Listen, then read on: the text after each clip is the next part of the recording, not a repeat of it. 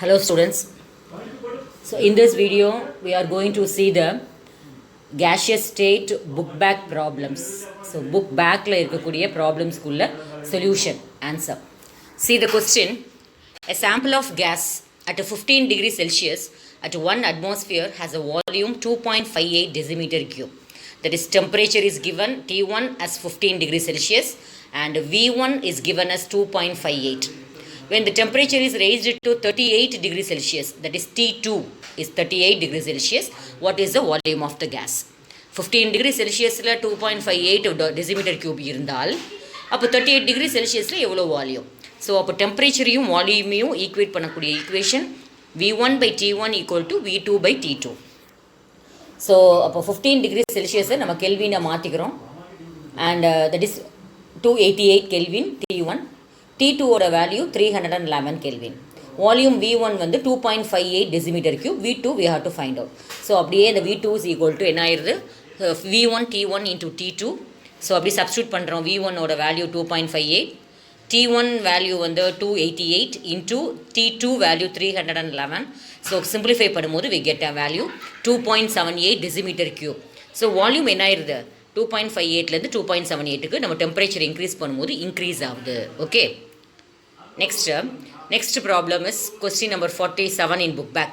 A sample of gas has a volume of 8.5 decimeter cube. So ஒரு volume is given as 8.5 for the unknown temperature. அப்போ T1 வந்து என்ன ஆயிருணும், unknown. T1 வந்து xன்னு வச்சுக்கணும். When the sample is submerged in ice water at 0 degree Celsius, its volume gets reduced to 6.37 decimeter cube. What is its initial temperature? So V1 8.5, T1 நமக்கு தெரியாது. So V2 கொடுத்துருக்குறாங்க 6.37, T2 ஓட value 0 degree Celsius இருக்கிறதுனால 273 kelvin. So இங்கேயும் V1 by T1 equal to V2 by T2. So substitute பண்ணும்போது we get 364.28 kelvin.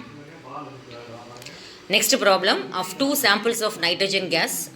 A sample A contains 1.5 moles of nitrogen in a vessel of volume 37.6 at 298 Kelvin and the sample B. அதாவது ஒரு வெசலில் என்ன இருக்குது, 1.5 mole of nitrogen இருக்குது, அதோட volume வந்து 37.6. இன்னொரு வெசலில் என்ன அப்படின்னா அதே டெம்பரேச்சரில் 16.5 டெசிமீட்டர் கியூப் இருக்குது. பட் நம்பர் ஆஃப் மோல்ஸ் வந்து நமக்கு we have to calculate. So அப்போ நம்பர் ஆஃப் மோல்ஸும் வால்யூமும் வரக்கூடிய ஈக்குவேஷன் என்ன அப்படின்னு பார்க்கும்போது that is VA by V1 by N1 equal to V2 by N2. This is Avogadro's law. சரியா? So V1 by N1 equal to V2 by N2. அப்போ நமக்கு N1 வேணும். So N2 by V2 into N1, that is NA by VA into VB. Substitute பண்ணோம் அப்படின்னா we get the answer. இதில் answer நமக்கு கொடுக்கல, but you can calculate using calculator. So next problem, sulfur hexafluoride is a colorless odorless gas. Calculate the pressure exerted by 1.82 moles of the gas in a steel vessel of volume 5.43 decimeter cube but 69.5 degrees Celsius.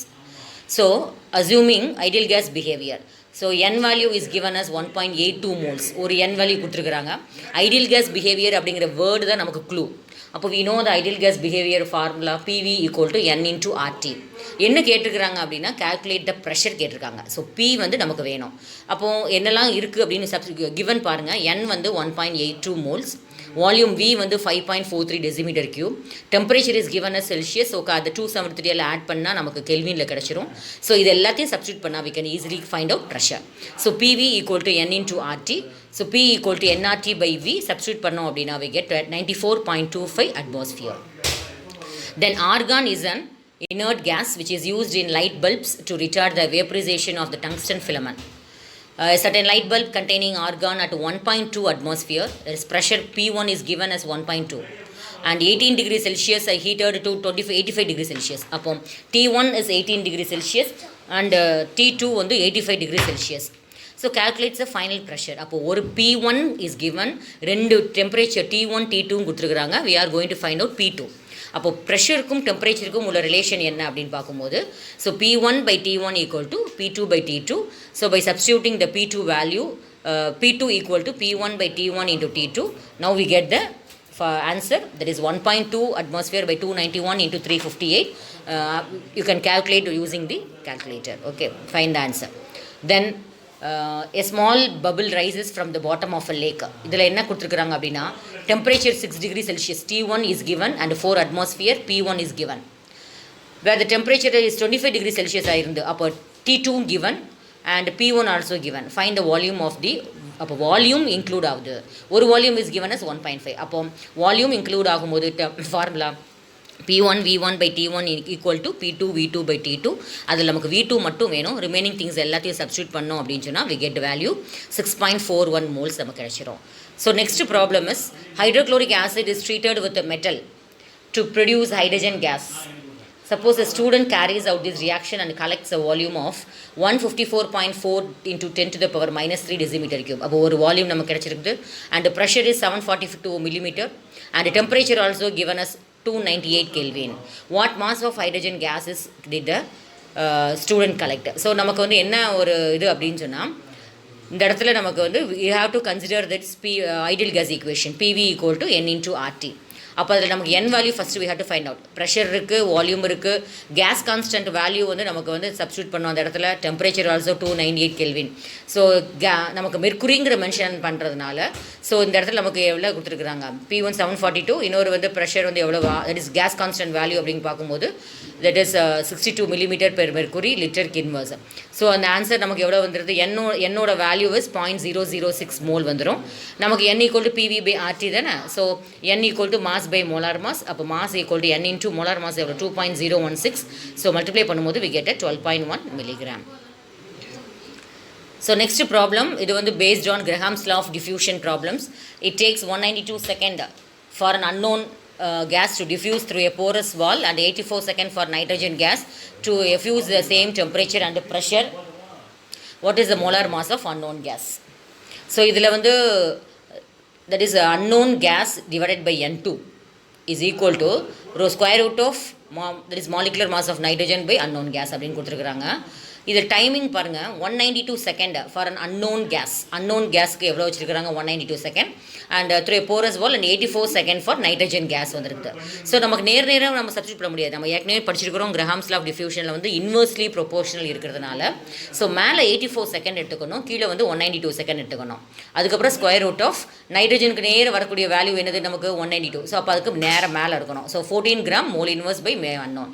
So 14 gram நம்ம square root பண்ணோம் அப்படின்னு சொன்னால் we get a value that is 14 gram into 192 by 84 second whole square we get 73.14 தான் unknown gas ஓட molecular mass. So next problem, a combustible gas is stored in a metal tank at a pressure 2.98 atmosphere of 25 degrees Celsius. The tank இதில் வந்து அப்போ pressure P1 கொடுத்துருக்குறாங்க, T1 கொடுத்தாச்சு. அடுத்தது next P2 is given 12 atmosphere. So melting point of the metal வந்து 11,000 அப்படின்னு சொல்லி கொடுத்துருக்குறாங்க. தட் இஸ் 1100 கெல்வின் கொடுத்துருக்குறாங்க. ஸோ இதில் T1 is given as 298 kelvin, P1 is 2.98 atmosphere, T2 is 1100 kelvin. அப்போ ப்ரெஷர் P2 ஓட வேல்யூ என்ன அப்படிங்கும்போது we can easily calculate P2 is equal to P1 by T1 into T2. So அப்படியே substitute பண்ணோம் அப்படின்னா we get 11 atmospheric pressure வந்துடும். So at 1100 is Kelvin, the pressure of the gas inside the tank will become 11 atmosphere given that tank withstand a max. இது கூட ரொம்ப important problem இல்லை, just you can write it in the class work. Okay, so these are all the problems which is present in the book back.